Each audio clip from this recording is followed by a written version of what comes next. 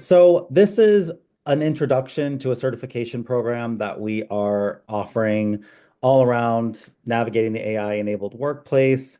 And so today is sort of a sneak peek into what some of that is going to look like. Um, so they're cohort-based learning across three core themes, and they're delivered in half-day sort of intensive sessions. Today's is on demystifying AI, foundations for confident leadership. The second sort of part of the three-part series is human-centered AI, balancing tech with empathy. Culture is a key piece of successfully implementing anything in your organization, any change. But AI is proving to be a really, culture, the culture of the organization is proving to be a really important thing as organizations are trying to enable this tech. And then the last part of the series is future ready leadership, which is really talking about embedding agility, trust, and growth in the organization in order to successfully get that adoption. So today's focus, just want to be very clear from the beginning, is not going to be about like the specific tech behind how AI algorithms are built.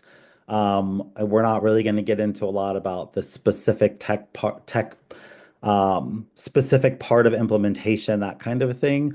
We are going to be talking about how to apply this to business scenarios, how it's going just generally across the landscape. Um, and then some essential AI leadership traits. And that's how we're going to get through this short time today. This is me. I won't bore you with my whole bio, but I've spent my career the last 20 years really focused on skill-based talent initiatives. A lot of my work in the last part of my career has really been on taking some of these newer AI applications and bringing them into organizations, doing HR and sort of digital transformation sitting within the HR function, but working very closely with business leaders across the organization and all kinds of organizations from media, fintech, manufacturing, software company. And I also teach HR technology at Columbia University. So this is my obsession a little bit. So today's session, we're going to talk a little bit about what's going on today in AI. Trying to get the thinking away from, AI, this big, scary, high-tech robot, and thinking about it more as something that's easy to use. And I think that that's a big sort of blocker for people is, oh, I'm not a high-tech person. And so we're going to talk a little bit about that. In practice, how some organizations have been using, and frankly, how so many of them have not been.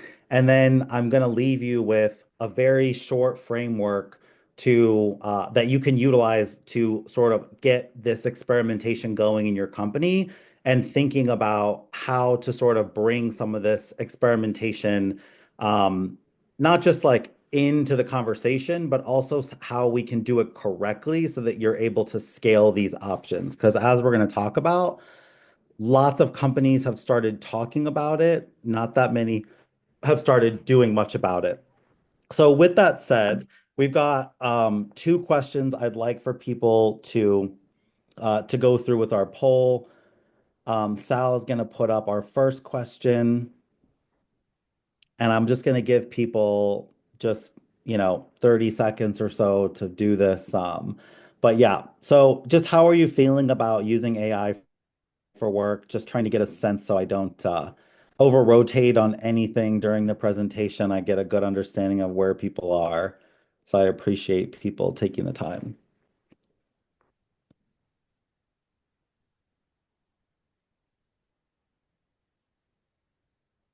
Give just a couple more seconds here. So it looks like about half the group here is curious, feeling curious, which is great. Frankly, that's a really great mindset to be in. Um, Understandably, we've got some people who are cautious, critical, concerned. And I think our data is pretty spot on for the people who are in the competent category. It's really not as many as we'd like for it to be. So let's go ahead. I'm just going to end this one. Perfect. And then if we could just go right ahead and put up the next one.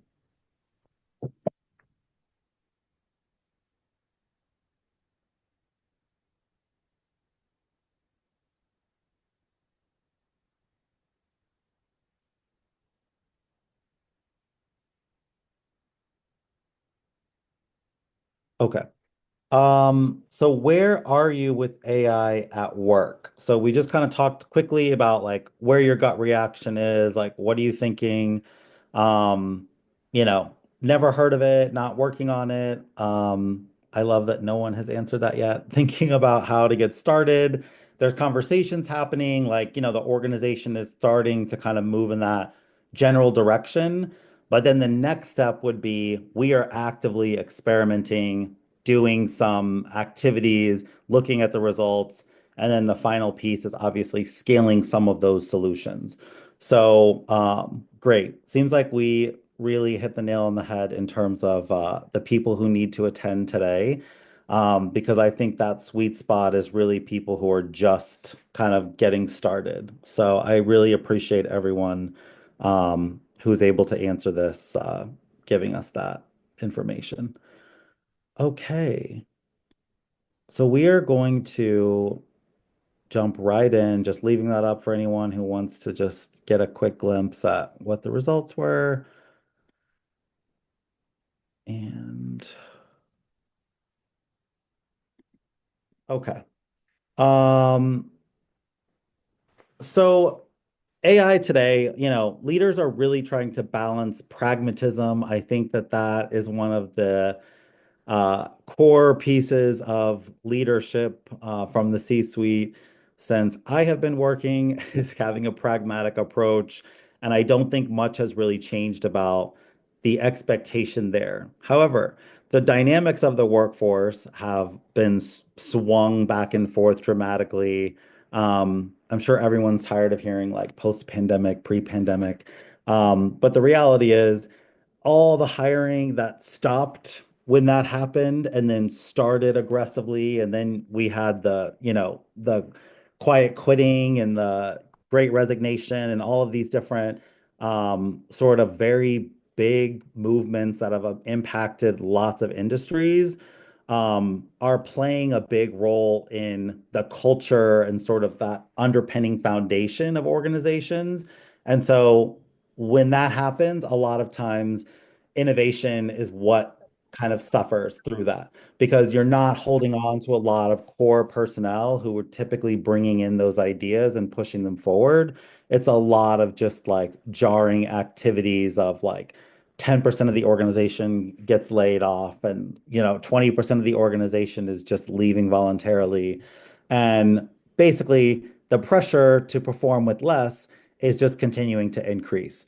And, before I think it was something that people talked about a lot, and now it's really happening. And one of the main reasons is that the expectation that we can use this technology or use AI to do a lot more in our organizations, um, is part of the conversation. So even if it's not really happening and we're not really putting AI in these workflows, the conversation about what we should be doing is happening quite a bit. And I think even just from the little, informal poll that we just took, that is a big part of what conversations are happening in the workplace today.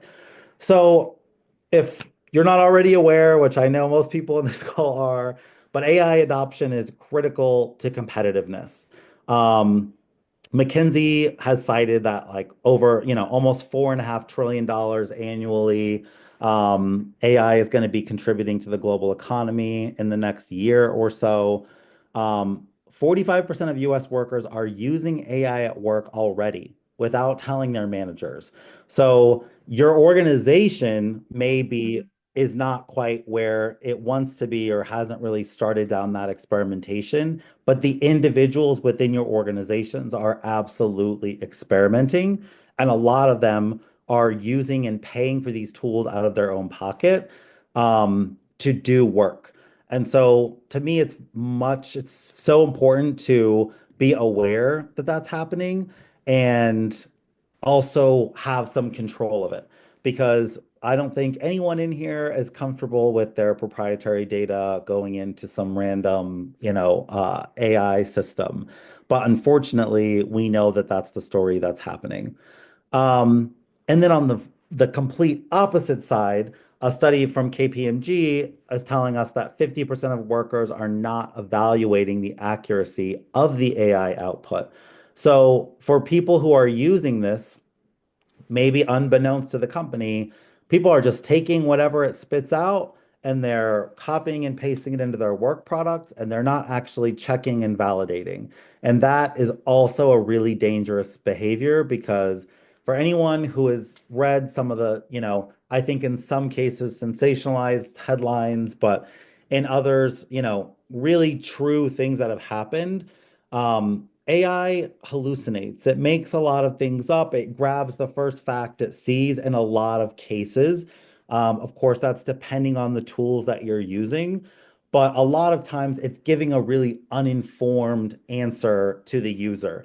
And sometimes it's as simple as the prompting or what exactly has gone into the ask of the AI is just not really good information. And so then what comes out is also not great. And so uh, I want organizations to understand that people are using AI, but they're also not checking it. And that could be a risk to your organization. There's a great book out. It's called The AI Driven Leader by Jeff Woods. He did a about 200 sort of executive level interviews um, across industries, and 100% of these executives of 200, sit down interviews, 100% of those executives said that AI is the future. 100% said their company would eventually adopt AI, and less than 5% said they've done anything about it. Also, to my point, I think we had about 13% of the participants here today who said their company is already in the process of scaling. So our little group here is doing a little bit better than the book. But the reality is everyone realizes that this wave is coming at some point and they're really trying to figure out how do we get it started. And I'm hoping sort of by the end of this session today, we're giving you some good pointers for how to think about how you can start that process. So I talked a little bit about this. I think the concept, the phrase that we want to coin is shadow AI, which is sort of this inadvertent sharing of proprietary data or client data potentially, and putting it inside an AI that we don't really know where that information is stored or where that may pop up for a different person who's using that same tool. And so it's really important that organizations take the proper safeguards. And so you may be thinking, well, my IT department has blocked ChatGPT, and so none of my employees are using it. Well, they have cell phones, they have tablets, they have personal devices, and they are taking some of this data and they're going around your firewall and they're putting this data into their own paid version.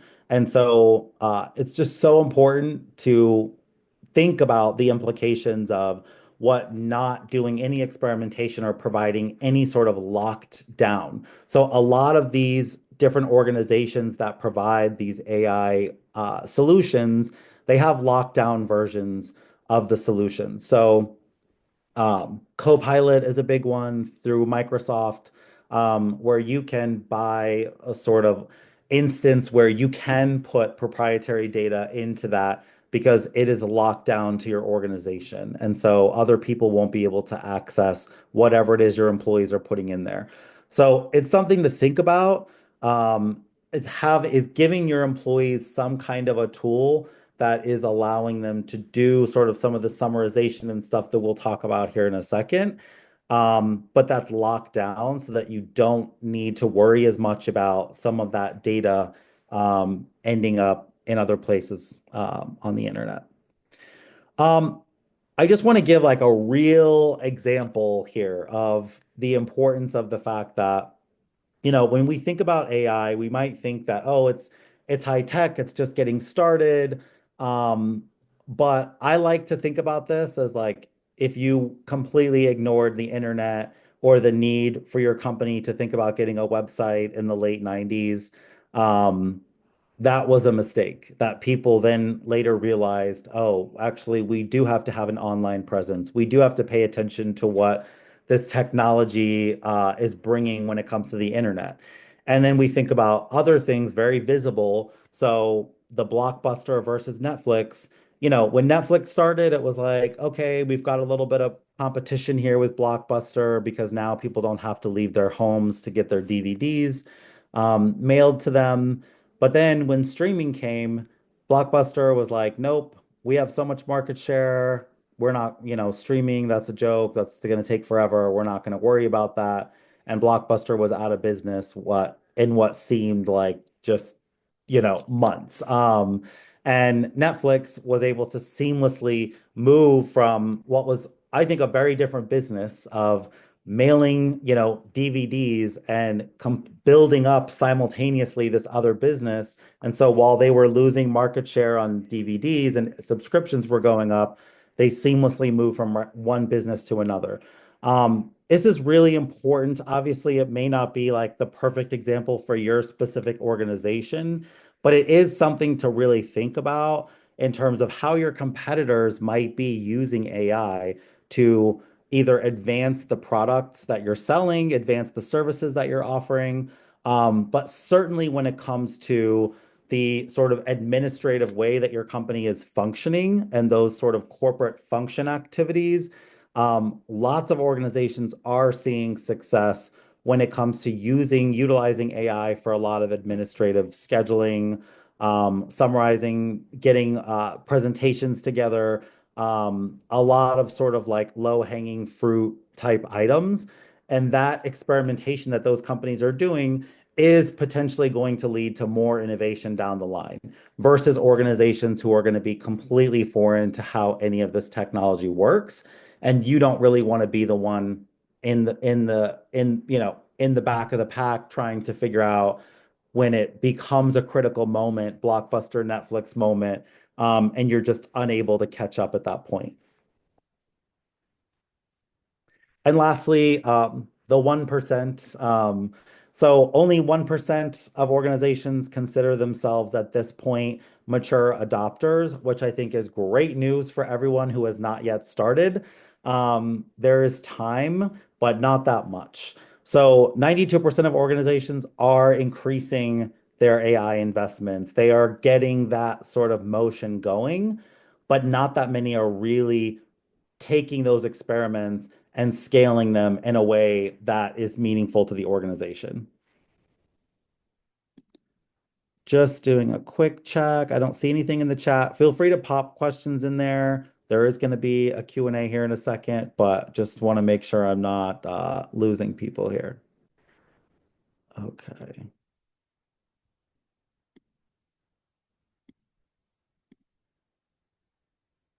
Sorry. Apparently my slide is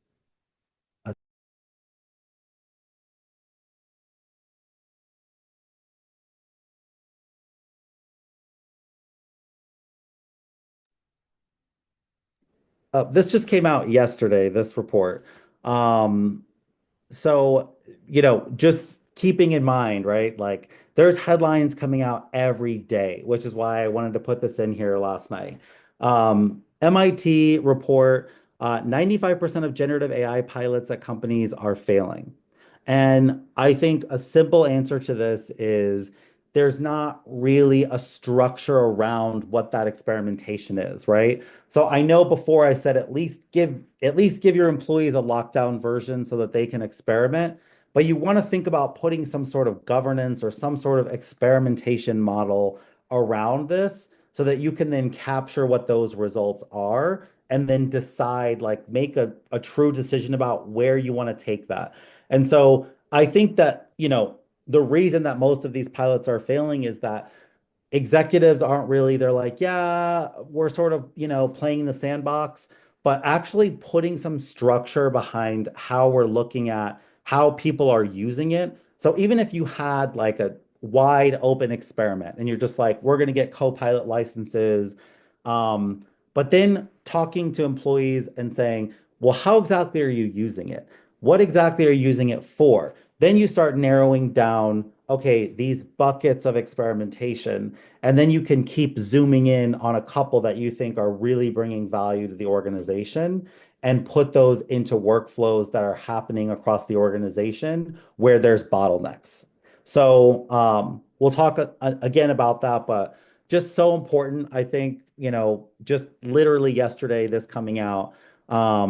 And for even those companies that are experimenting, they're considering a lot of their experiments a failure.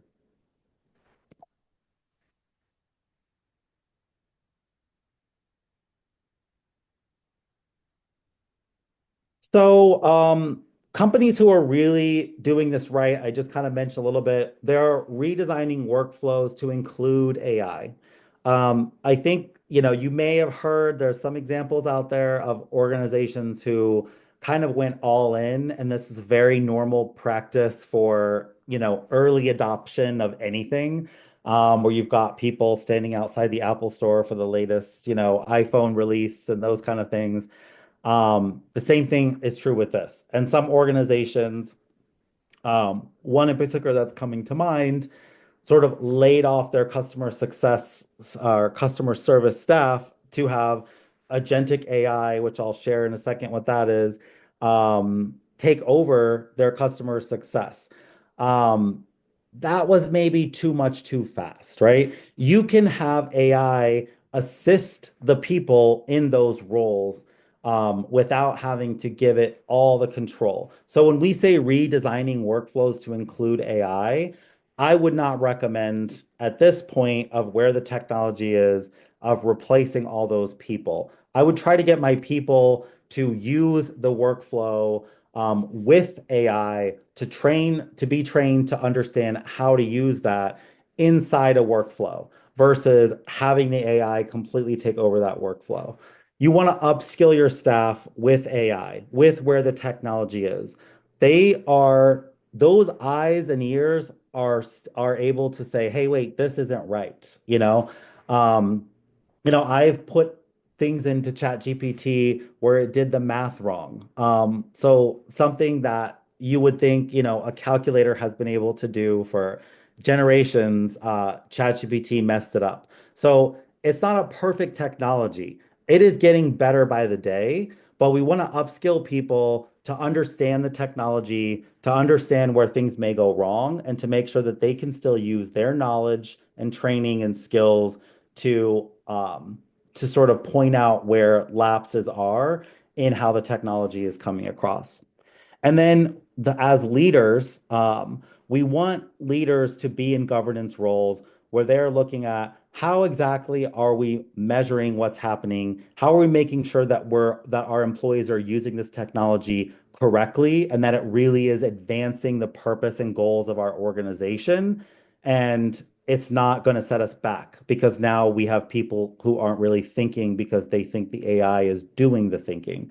So really, that's why we put here reshaping organizational culture is key because you really want to be an organization of learning, of continuous learning, of experimentation, and having that mindset across your organization is really where people are going to be the most successful.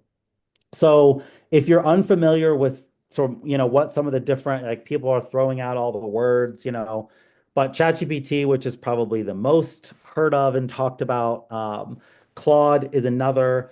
These are types of AI systems that you would use for writing emails, writing a communication, summarizing a whole bunch of documents, general research, outlining like, hey, I'm going to have a team meeting. I want to talk about these 5 areas, like help me create an agenda. Like that's kind of what the purpose of those tools are. Then you've got things a little bit less heard of, Midjourney, Dolly. These are really great tools for creating marketing visuals. So ChatGPT, I haven't tried to create a visual lately that has a word in it, but it really struggled to like correctly spell the word, or it would be like characters in another language.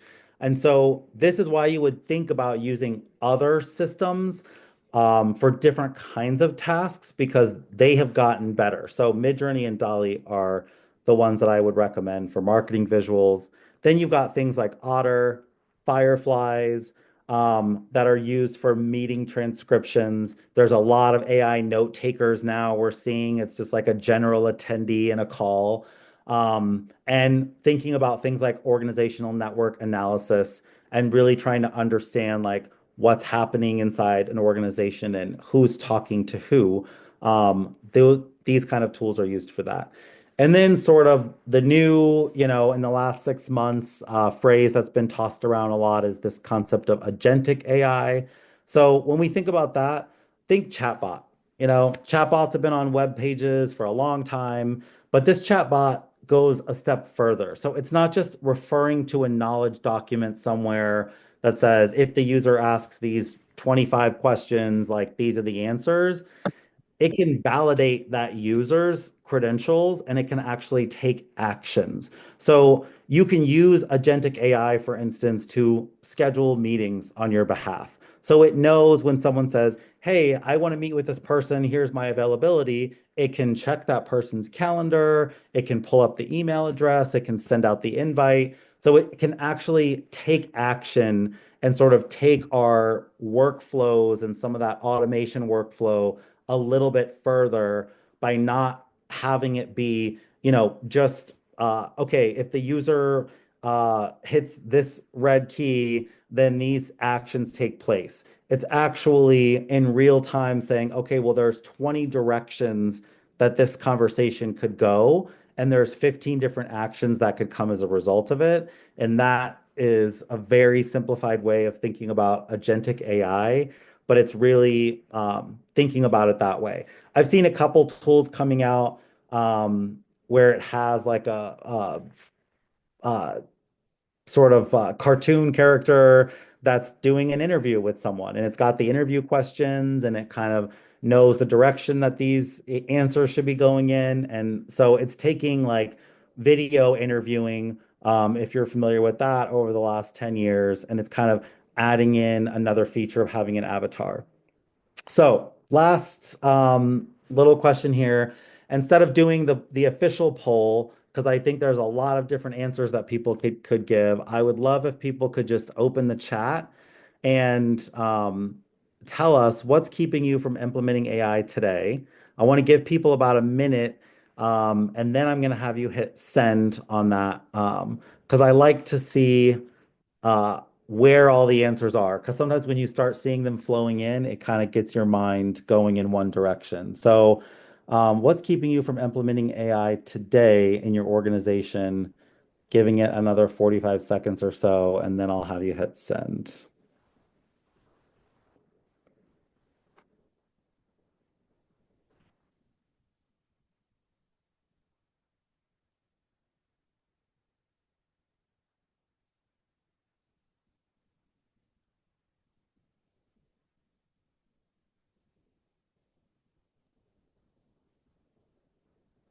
Okay, if you are done putting it in, please go ahead and hit send. All right. So identifying use cases to use the AI tools on, policy, IT limitations, exec sponsorship. Exec sponsorship is a great one, honestly. This is really the reason that we put the certification together, is that executives really need to lead the charge on this, and they really need to understand a little bit about how to put those guardrails in place, as well as get the organization excited. And without that sponsorship, I completely agree, it's almost impossible to do well.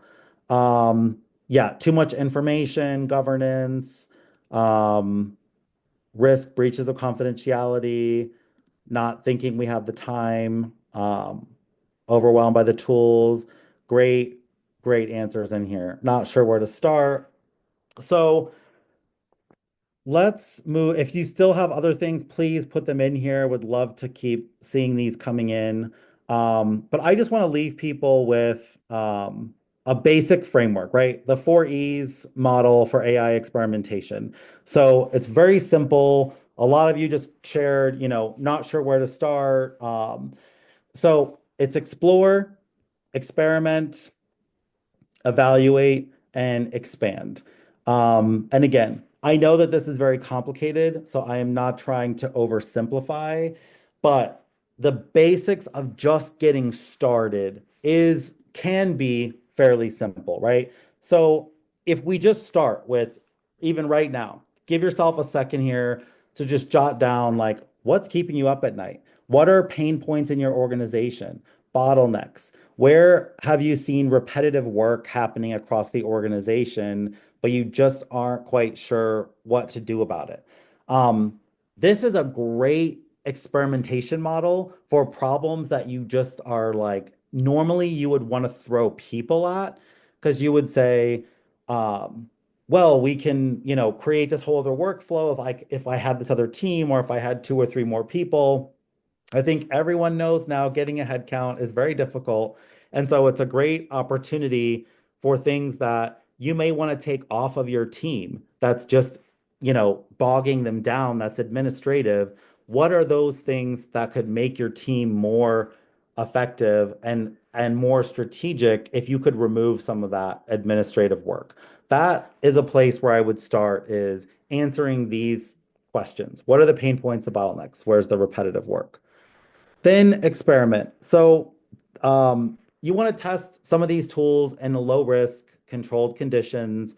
So you want to pick a use case from what I just said. So maybe if you're running a recruiting team, recruiters are spending a ridiculous amount of time doing scheduling, right?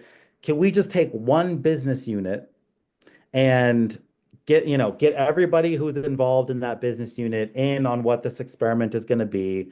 Pick a tool out there. A lot of these tools are offering free or trial versions that are low cost of these AI tools, and let's just try to do a pilot for a small time. And so depending on what the experiment is, you want to give yourself at least enough time to really actually measure the results of that. So in some instances, it may be a 4 week trial, and others it may be a quarter. So it may be, 12 weeks or so. But you want to be as organized with this as possible, right? So I would even suggest like map it out on a paper, right? This is our experiment. It's going to run for 12 weeks. These are the stakeholders who are going to be involved. These are the points of measurement that we're going to look at with the baseline that we have now of saying, okay, it takes recruiters on average, you know, 48 to 72 hours to schedule an interview. Is this any faster if we use an AI tool? Um, and so, yeah, you want to make sure that before you like move on, like it may be, wow, the results are incredible. We never thought that we would get these results. And so you want to evaluate what the baseline was compared to what the experiment was. You also want to take the time to get the user feedback. Talk to the recruiters, talk to the hiring managers who are involved, maybe some of the candidates who were involved. Like, what did you think? How did you feel when you got this message? Did you feel like it was, personalized enough? Whatever the case may be, whatever your fears are going into this about what it may do to the process, ask those questions and get that feedback because there may be ways to iterate on that experiment with a different tool that does solve some of those other pain points. And then, of course, you want to do a cost benefit, thinking about, don't forget that there has to be training and change management, and the cultural piece of your organization cannot be just ignored for the benefit of, hey, this experiment went well, and I don't really care what people want to do. We're going to do it. Because then what you have in my example are recruiters who are like, I'm not going to use the tool. I'm going to keep scheduling because that's how I like to do it. So doing that change management and that training and that cultural element is key to the adoption of whatever it is that you want to do. And I think that is an inflection point that's keeping organizations in that less than 5% of companies are able to hit the expansion and they're hitting failure. And the reason that is because of that cultural, that change awareness piece. So this is the last piece before I open up to Q&A. Is you want to train people, you want to assign champions. There are going to be people who are really excited about this, and then there's going to be a lot of people who are like, man, this is never going to work. And so in order for you to be successful expanding, you've got to train people, you've got to think about that rollout, what it's going to look like, how you're going to integrate these tools into your existing processes, not creating new processes over those. And you want to make sure that you've got the right amount of champions in the organization to support the adoption and sort of that continuous and iterative work that's required when you bring something in as disruptive as, an AI tool to do something that maybe a human was doing yesterday. So those are our four E's. Really hoping that people took something away from that part, and we're going to open up to Q&A here. There was one question in here. I'm trying to get back up to it. Earlier on in the session, just interested in the impact of AI on career pathways for students, asking, given the relatively low level of adoption among organizations so far, how long before AI adoption changes what entry-level jobs look like for college grads? Um, Definitely a topic that's come up. I've seen headlines saying entry-level jobs are over. It's going to take a long time for a lot of entry-level jobs to really truly be taken completely over. And the reason for that is that AI is good, but it's not that good yet. And so I think, organizations like since the Industrial Revolution, where they've been thinking about how to use the technology to better the organization's goals, we're in the same process now. And I think people are jumping so far ahead, or they've got like, the Terminator in their head of like the takeover of AI. Students should absolutely be thinking about this and what this means. But I would say if I talk to a student right now, learn AI, learn all these different tools, because really what organizations need are people who understand how to use these tools, how to interact with these tools, and that will make them better. And they're not things that you need to necessarily take a class for. You could, but there's a lot of different resources online. That's what I would tell students is learn all about these AI tools and how to match your skills and whatever it is, either you went to college or your whatever skills or trade that you have, figure out what AI matches best with that. And that's how you would sell yourself better in an interview, is talking about how you are equipped and enabled to use those type of skills. Looking back, um, in the follow-up, we can send a copy of the slides. Thank you for asking. We will, information on the upcoming webinars. Joelle, I don't want to put you on the spot to answer this, but I'm guessing if you signed up for this webinar, we will be sending out information to you about the upcoming ones. Yes, that's right, everybody. The next one will be in October, and our third one will be in December. And especially people in this room will be the first ones to find out. So thank you for attending today.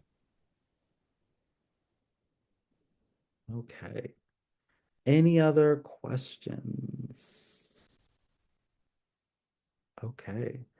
Always, you can reach out to us. We would love to talk with you if you've got other questions or you want more specifics. It's hard to give, everybody on the call specifics to their organizational challenges. But like I mentioned, this is part of a certification program that we're offering where we would come into your organization, cohort style, take a certain team, and we will target the sort of three-part training over 3 months to specific issues in your organization and your industry, and work with you to help you get a model like we've discussed up and running and get you into that expansion mode. So we at Changeforce are a change management company. So yes, this session is on AI. We do a lot more than that. My specialty, as we kind of talked about a little bit earlier, is on HR transformation, but we have people who specialize in mergers and acquisitions, leadership. We do chief of staff, fractional roles. We have a lot of different sort of offerings that we provide as a change management firm, and that's kind of the core of what we do. So I really just appreciate everyone joining today. Would love to hear from you. Feel free to reach out to me on LinkedIn or on the email that we flashed up. I'll put it back up one more time in case anyone wants to get it down. And thanks so much for joining today.